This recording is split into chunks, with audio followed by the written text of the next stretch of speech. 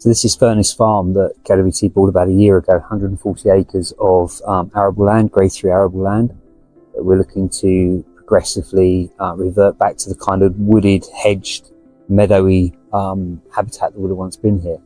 The really important part of this site is a mile eastwards up the valley is Scotney Castle, which the National Trust manage and which is grazed by KWT animals.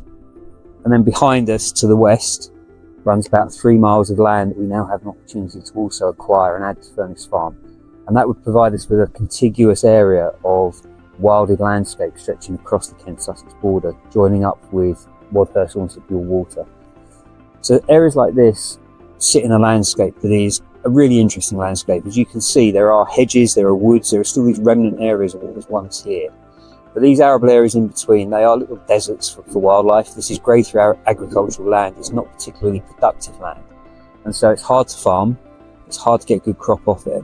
And actually there is a greater good, a greater public good through actually managing these sites through a nature conservation lens and being able to actually think about how you use these sites to store greater carbon, to provide flood retention. The River Tees runs behind us through the valley.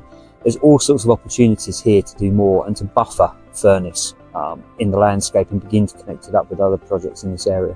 So here we're looking at taking the arable land back to pasture. We're looking at doing grazing in sort of low intensity numbers with our longhorns and other animals, reinstate some of the hedges, begin to allow the woodland shores to grow out and spread and join up, encourage more public access in the areas we want people to be visiting, and use it as a showcase where we can actually tell the story of how you can take an area like this and wild it back into a much more natural set of habitats.